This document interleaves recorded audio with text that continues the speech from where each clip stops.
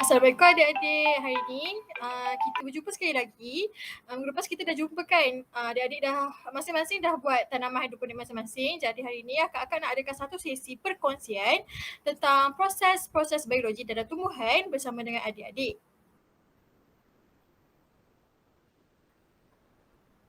Okey, hari ni akak akan bercakap tentang proses fisiologi dalam tumbuhan, iaitu yang merangkumi proses transpirasi dan fotosintesis. Sebenarnya memang ada banyak proses fisiologi dalam tumbuhan ni, tapi yang akak akan tekankan hari ni cuma dua, iaitu proses transpirasi dan proses fotosintesis. Okey, akak mulakan dengan pertumbuhan dan perkembangan tumbuhan. Okey, apakah itu pertumbuhan dan perkembangan dari tumbuhan? Okey, pertumbuhan adalah merujuk kepada perubahan yang berlaku dari aspek morfologi. Aspek morfologi ni ialah aspek-aspek yang adik-adik boleh nampak dan boleh tengok dengan mata sendiri, iaitu seperti saiz, ketinggian, kekuatan sama ada pada akar, batang, jumlah daun dan sebagainya. Jadi memang adik-adik boleh nampak lah tanaman hidroponik tu daripada biji benih dia akan membesar menjadi satu pokok lah, satu tumbuhan. Jadi selain itu, selain daripada aspek morfologi, aspek anatomi juga memainkan peranan penting dalam pertumbuhan dan perkembangan tumbuhan ni. Cumanya dari aspek anatomi mungkin kita tak boleh nampak dengan mata kasar sebab dia berlaku di dalam sel tumbuhan, iaitu sel tumbuhan tu akan menjadi lebih kompleks dan matang apabila dia berkembang dan tumbuhlah. Seterusnya, pertumbuhan-tumbuhan juga akan bermula dengan pencambahan, manakala perkembangan tumbuhan akan bermula apabila tumbuhan mencapai peringkat dewasa ataupun matang. Jadi, bagaimana proses pencambahan ni berlaku? Okey, kalau adik-adik tengok gambar-gambar ni, yang gambar paling hujung yang kecil tu ialah biji benih lah yang adik-adik dah tanam dalam spine tu kan. Jadi dia akan berubah menjadi radikal, menjadi cotyledons, seterusnya menjadi anak pokok lah. Jadi pencambahan biji benih ni akan bermula apabila berlakunya penyerapan air. Kan kita kan secara utamanya kita gunakan air. Jadi biji benih tu dia akan serap air melalui mikropi, iaitu satu liang yang ada pada biji benih tersebut. Dan penyerapan air ni menyebabkan selaput luar yang ada dekat biji benih tu jadi lembut dan kemudian pecah. Dan apabila biji benih tu pecah, dia akan bercambahlah dengan baik. Sekiranya ada air, udara dan juga suhu yang sesuai.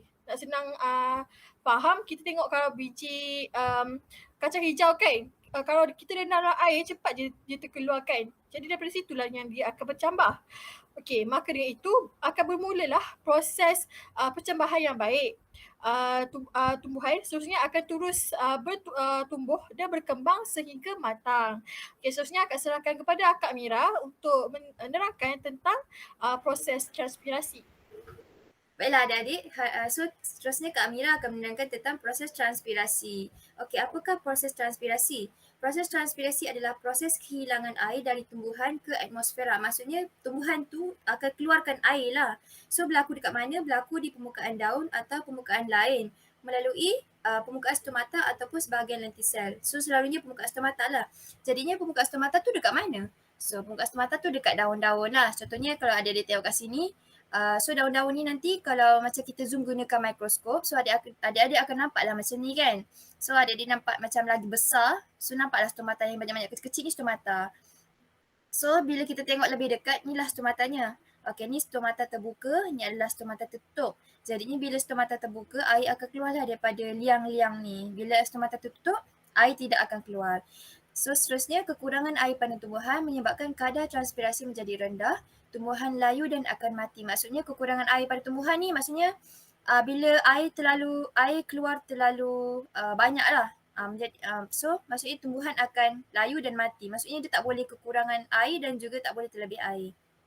Seterusnya, kadar transpirasi juga rendah apabila cuaca hujan. Maksudnya sekarang ni bila cuaca sejuk lah kan, senang cerita macam cuaca sejuk macam air banyak keluar kan. So maksudnya kadar transpirasi rendah ni maksudnya dia tidak keluarkan air lah. Maksudnya stomata dia tutup. Senang cerita bila waktu sejuk je stomata dia tertutup, so dia tak akan keluarkan air.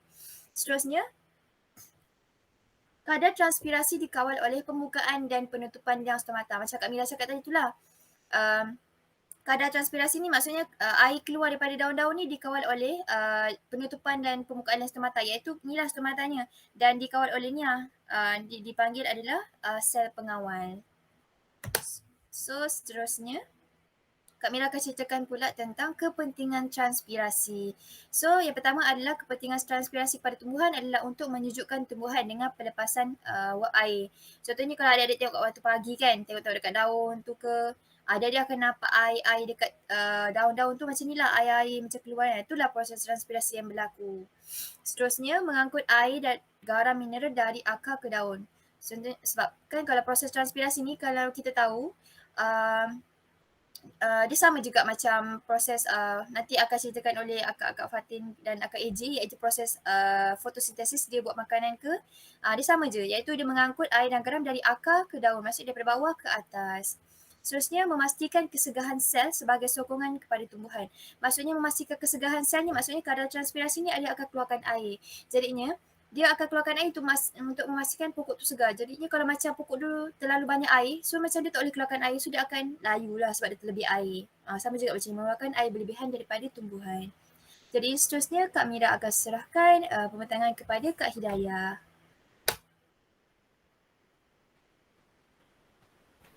Okey, seterusnya akak akan terangkan tentang faktor yang mempengaruhi kadar transpirasi. Terdapat 4 faktor yang dapat mempengaruhi kadar transpirasi. Iaitu yang pertama, faktor keamatan cahaya. Okey, faktor keamatan cahaya ni ialah berapa banyak keterdedahan pokok terhadap cahaya matahari. Jika pokok terdedah dengan banyak kepada cahaya matahari, maka kadar transpirasi akan meningkat kerana sejatan air juga akan meningkat.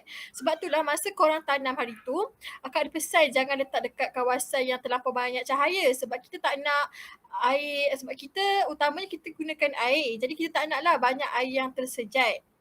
Dia perlu cahaya matahari tetapi tak perlu banyak sangat. Okey, seterusnya ialah suhu. Suhu juga boleh dikaitkan dengan keamatan cahaya. Hal ini disebabkan kalau pokok tu terdedah dengan cahaya matahari yang banyak, maka suhu akan meningkat. Dan apabila suhu meningkat, kadar transpirasi juga akan meningkat sebab banyak air yang tersejat, dan begitu jugalah sebaliknya. Kalau kurang cahaya matahari terkena kepada tumbuhan, maka suhu juga akan menurun dan kadar transpirasi juga akan berkurangan. Seterusnya ialah faktor kelembapan bandingan. Kelembapan bandingan ni ialah kita rasa udara di sekeliling kita tu lembap. Maksudnya udara sejuk lah. Maksudnya kat sini, kalau kelembapan bandingan dekat sekeliling kita ni tinggi, maka kadar sejatan air tu akan jadi rendah. Dan kadar transpirasi juga akan jadi rendah lah. Okey, seterusnya faktor yang keempat iaitu pergerakan udara. Pergerakan udara ni ialah pergerakan angin. Kat sini, walaupun pokok tersebut dapat cahaya matahari yang sikit, suhu pun rendah, tapi kalau pergerakan angin pada waktu tersebut tinggi, ia juga akan menyebabkan kadar sejatan air tu meningkat dan menyebabkan kadar transpirasi bertambah. Okey, seterusnya akak teruskan kepada Kak Fatin dan Kak AJ untuk menerangkan tentang proses fisiologi yang seterusnya, iaitu proses fotosintesis. Okey, hai adik-adik, ingat Kak Fatin lagi tak? Okey, jadi hari ni Kak Fatin nak terangkan mengenai proses fotosintesis. Tadi Kak Hidayah dan Kak Amira dah terangkan tentang transpirasi kan? Jadi untuk proses fotosintesis pula, proses fotosintesis ni tak asing sebenarnya dengan tumbuhan. Di mana proses ini ialah proses yang dilakukan oleh tumbuhan untuk menghasilkan makanan dan oksigen dengan menggunakan cahaya matahari, karbon dioksida dan juga air. Okey, tumbuhan ni sama je macam kita. Dia memerlukan makanan untuk, orang kata untuk membesar. Cuma kalau macam kita kan ada kaki. Kalau kita lapar, kita pergi cari makanan, betul tak? Tapi kalau macam tumbuhan ni, dia hasilkan makanan sendiri. Dia buat makanan sendiri. Macam mana dia buat makanan sendiri? Dia memerlukan cahaya matahari, karbon dioksida dan juga air. Okey, jadi sebab itulah kalau adik-adik perasan, kita kena dedahkan tumbuhan kita ni pada cahaya matahari. Lepas tu kita kena siram pokok kita. Tapi kalau macam tanaman hidroponik yang kita buat ni, kita tak perlulah siram tanaman kita. Sebab dia dah ada air. Cumanya kalau kata span tu kering macam akak cakap, kita kena rangiskan air lah supaya dia sentiasa berada dalam keadaan yang lembap. Okey, jadi karbon dioksida pula, um, kalau macam tumbuhan ni kan dia menghasilkan oksigen. Oksigen tu akan digunakan oleh kita. Tapi kalau tumbuhan dia memerlukan karbon dioksida. Mana dia nak dapat karbon dioksida tu?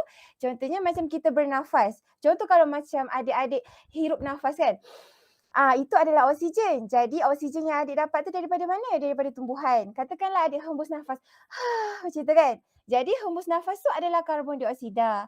Jadi karbon dioksida itulah yang akan digunakan oleh tumbuhan tadi. Dapat ya? Okey. Dan proses ini juga berlaku pada daun yang mempunyai klorofil. Seperti yang akak kata, proses ni dia berlaku dekat daun tau. Jadi dekat daun tu ada apa? Ada klorofil. Klorofil tu apa? Klorofil tu adalah pigmen hijau yang ada pada daun. Sebab itulah kalau adik-adik perasan, daun tu warna hijau tau. Okey, jadi itu adalah orang kata pengenalan untuk fotosintesis. Jadi seterusnya, akak akan terangkan mengenai proses fotosintesis. Okey, untuk proses fotosintesis pula, semasa proses fotosintesis ni berlaku, macam akak cakap tadi, tumbuhan ni dia memerlukan gas karbon dioksida. Jadi, tumbuhan tu akan serap gas karbon dioksida dan dia akan bebaskan oksigen. Dan oksigen tu kita lah yang akan guna. Jadi, proses tu akan berterusan. Proses tu akan sentiasa berterusan. Okey, seterusnya proses ini berlaku di dalam kloroplas. Macam akak cakap tadi juga. Dalam daun ada kloroplas yang mana ada klorofil iaitu pigmen hijau tadi. Jadi apa fungsi klorofil ni? Fungsi klorofil ni adalah untuk memerangkap tenaga cahaya yang kita dapat daripada cahaya matahari. Oleh itu, kita perlu dedahkan tumbuhan kita pada cahaya matahari. Apabila gas karbon dioksida diserap, akak cakap tadi, gas karbon dioksida tu dah diserap, kepekatan dalam sel daun tu akan berkurang. Jadi apabila kepekatan sel tu berkurang, resapan gas karbon dioksida tadi akan berterusan sehinggalah proses fotosintesis tu sendiri berhenti. Dan akak nak tekankan dekat sini, fotosintesis ni melibatkan dua peringkat tau, iaitu tindak balas cahaya dan tidak balas gelap. Okey, apa yang membezakan tidak balas cahaya dan tidak balas gelap ni? Tindak balas cahaya ni dia berlaku apabila adanya kehadiran cahaya matahari. Contohnya kalau macam bila matahari terbit. Kalau adik-adik perasan kan, kalau waktu tengah hari, tengah-tengah panas tu kan. Jadi waktu tu lah tindak balas cahaya tu berlaku. Untuk tindak balas gelap pula, proses fotosintesis ni berlaku apabila tidak ada cahaya matahari. Contohnya pada waktu malam. Jadi untuk penerangan lebih lanjut mengenai fotosintesis, akak akan serahkan kepada Akak Alia, okey? Terima kasih Kak Fatin. Okey, hai semua. Assalamualaikum. Ingat lagi tak siapa? Ha? Oh, Akak Alia, betul. Okey. Jadi Akak Alia akan teruskan dengan mengenai organ utama pokok yang menyebabkan berlakunya proses fotosintesis. Jadi kan, apakah organ tersebut? Kalau kita manusia, organ kita mata, hidung, telinga kan. Tapi kalau pokok pula, apa organ utama mereka? Jadi organ utama pokok yang akan menyebabkan berlakunya proses fotosintesis adalah daun. Kenapa daun? Nanti kita tengok. Okey, seterusnya. Okey, kenapa? Okey, seperti yang kita nampak daun kan. Daun kita nampak macam like simple. Nampak satu benda yang sangat daun je. Tapi sebenarnya apabila daun ni kita tengok dengan teliti menggunakan mikroskop, tapi dengan mata kasar kita tak nampak. Tapi kalau kena guna mikroskop, kita akan nampak dia punya dalam-dalam tu. Sangat-sangat terperinci, sangat-sangat cantik. Okey, bila kita tengok guna mikroskop, apa yang kita akan nampak? Kita akan nampak epidermis atas, epidermis bawah, stomata ataupun stoma, sel penjaga dan juga kutikula. Benda-benda ni adalah kita akan nampak menggunakan mikroskop. Jadi akak nak terangkan more about stomata ataupun stoma. Stomata, dalam stomata yang kita nampak ni kan, bila dibesarkan lagi, bila di-zoomkan lagi, kita akan nampak ada bentuk seperti ini. Seperti ginjal, dua ginjal yang terbuka dan tertutup. Okey, dan kita nampak kan bintik-bintik ni kan, ada bintik-bintik hijau. Okey, bintik-bintik hijau ni nama dia adalah kloroplas. Okey, kloroplas ni, dalam kloroplas tu pula dia mengandungi Klorofil. Okey, klorofil ni adalah pigmen hijau yang membantu pokok untuk melaksanakan proses fotosintesis. Jadi inilah klorofil yang Akak Fatin, Akak Dayah, Akak Mira ceritakan daripada tadi. Jadi Akak Alia cuba terangkan lagi sekali. Okey, baiklah. Seterusnya, kita akan tengok pula apakah faktor yang yang mempengaruhi kadar fotosintesis. Di sini dapat kita lihat ada tiga. Tiga ya adik-adik. Yang pertama adalah kepekatan gas karbon dioksida. Yang kedua adalah keamatan cahaya dan yang ketiga adalah suhu. Bagi kepekatan gas karbon dioksida, okey, sekiranya kepekatan gas karbon dioksida itu meningkat, kadar fotosintesis juga meningkat. Jadi kita nampak di sini kan karbon dioksida sangat-sangat penting. Okey, selain itu keamatan cahaya ataupun kita panggil sebagai cahaya lah kan, sunlight. Cahaya ini penting kerana cahaya ini membantu pokok untuk tumbuh, untuk melakukan proses fotosintesis. Tetapi cahaya ini tidak boleh terlalu tinggi kerana dia ada tahap-tahap maksimum. Kalau terlalu tinggi, pokok akan mati. Okey, dan seterusnya adalah suhu. Begitu juga dengan suhu, suhu pun tidak boleh terlalu tinggi. Kalau tidak, fotosintesis akan terhenti kerana terlalu panas. Dan antara suhu yang normal bagi spesies tumbuhan adalah 25 degree Celsius sehingga 30 degree Celsius.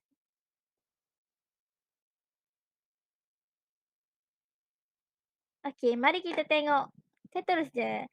Jadi apa yang Akak Alia dapat rumuskan daripada perbincangan, perkongsian ilmu daripada akak-akak yang lain, okay, kita dapat tahu dua benda kan, iaitu transpirasi dan fotosintesis. Kami berharap agar semua dapat memahami dan jika ada soalan, boleh tanyakan ya, nanti kami jawab. Nanti akak-akak jawab. Okey. Dekat sini pula, apa pula ya? Okey, kita beralih kepada sesi yang lain pula. Iaitu pelaksanaan program dekat sini kan. Akak Alia nak ceritalah lagi detail apa yang adik-adik kena buat. Apa yang adik-adik dah buat ataupun yang akan adik-adik buat. Okey. Jadi minggu pertama kita telah berjaya ya dan. Kerana minggu pertama kita telah membuat penanaman hidroponik. Akak-akak kan telah datang kan hari itu. Jadi kami telah memberikan pendedahan kepada kamu semua dan telah berjaya menyiapkan tanaman hidroponik. Nampak tak di situ comel-comel ya semua yang ada dalam gambar tu? Semua comel. Okey, jadi minggu kedua ni, apa yang akan berlaku pada minggu kedua? Seperti yang kita nampak dalam skrin, adik-adik, sekiranya larutan air baja dalam bekas hidroponik itu berkurangan, adik-adik kena tambah tau menggunakan larutan air baja yang telah dipelajari. Dan adik-adik juga kena tengok, adakah pokok adik-adik membesar ataupun tidak. Pastikan adik-adik nampak dia punya proses pembesaran.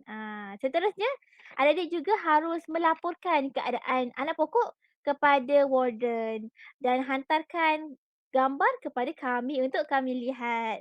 Okey, seterusnya adalah sesi perkongsian ilmu sains dan biologi yang ini telah disampaikan oleh kami, oleh akak-akak sebentar tadi. Okey, dan selepas ini akan ada satu link yang akan diedarkan oleh warden adik-adik dan kami meminta jasa baik semua untuk mengisi borang soal sedik tersebut. InsyaAllah senang sahaja. Okey, untuk seterusnya masih lagi dalam minggu kedua, adik-adik akan balik kan nanti kan hari Jumaat kan. So seperti yang kita telah bincangkan, wakil setiap kumpulan jangan lupa tau. Jangan lupa bawa balik set hidroponik kumpulan masing-masing. Jangan bawa balik kawan punya pula tau. Bawa balik kumpulan masing-masing. Tetapi kan sebelum bawa balik tu adik-adik buang dulu tau air. Kenapa kena buang? Sebab kalau adik-adik tak buang air, takut air tu tumpah dalam perjalanan, dalam kereta, dalam motosikal ataupun dalam jalan kaki kan. Takut tumpah, nanti kotor, nanti basah baju, kesian adik. So adik-adik buang dulu tau air. Nanti bila dah sampai rumah, barulah adik-adik isi semula. Isi dengan apa? Cara yang telah diajarkan. 2 penutup botol A, 2 penutup botol B. So kita kacau-kacau-kacau. Goncang-goncang-goncang, masukkan balik. Ingat kan? Kalau tak ingat, beritahu kami cakap balik. Okey, dan jangan lupa bila telah isi semula, selalunya tengok perkembangan anak pokok supaya dia semakin membesar. Awesome. Okey. Dan akhir sekali adalah minggu ketiga. Minggu ketiga ni apa yang kita akan buat? Minggu ketiga ini adalah minggu terakhir. Minggu terakhir kami bersama dengan adik-adik untuk melaksanakan program ini.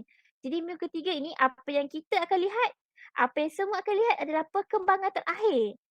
Perkembangan anak pokok yang terakhir. Jadi adik-adik jangan lupa untuk snap, ambil gambar bagi kat kami untuk kita lihat sama-sama progres semua anak pokok. Okey.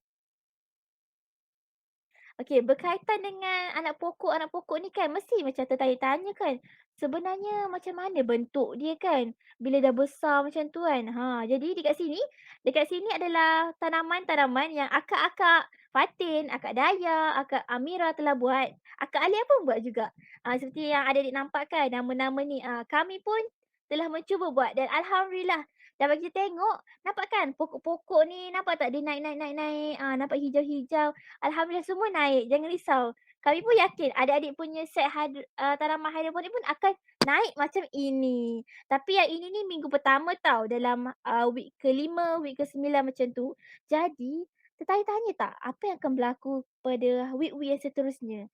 Okey, jeng. Ya, kita akan tengok ya. Tada! Kita akan tengok macam mana daripada sekecil-kecil biji benih, dia akan menjadi membesar seperti terkeluar daripada dia punya tempat tu. Besar kan? Sangat-sangat besar kan? Nampak? Nampak tak besar? Cuma yang ini ni, pokok ini nama dia pokok sawi. Tapi yang adik-adik tanam nama dia pokok kangkung. Dia berbezalah sikit dari segi struktur daun. Tapi yang pasti dia benda yang sama. Semua ni adalah tanaman hidroponik. Tetapi jangan risau kalau tak naik sebab akak punya ni pun tak naik juga yang yang tepi-tepi ni. Ada yang naik, ada yang tak naik. Jadi itu adalah salah satu lumrah biasa. Sebab dia eksperimen. Jadi jangan risau ya. Kalau tak naik, kita buang biji benih tu dan masukkan biji benih yang baru. Okey. Jadi semua mesti tak sabar kan nak tunggu dia membesar macam tu. Jadi kita doakan supaya semua anak pokok adik-adik membesar dengan sangat besar. Lagi besar daripada kami pun tak apa. Kami lagi suka. Okey, baiklah. Nampaknya sesi kita ni, sesi akak-akak untuk perkongsian ilmu sains dan biologi ni telah sampai ke penghujungnya. Orang putih, orang Melayu. Terima kasih. Thank you. Okey, daripada akak dan akak-akak semua, kami mengucapkan terima kasih. Dan terima kasih sangat-sangat atas kerjasama semua. Bye-bye semua. Terima kasih. Bye-bye semua. Jumpa nanti jika ada rezeki.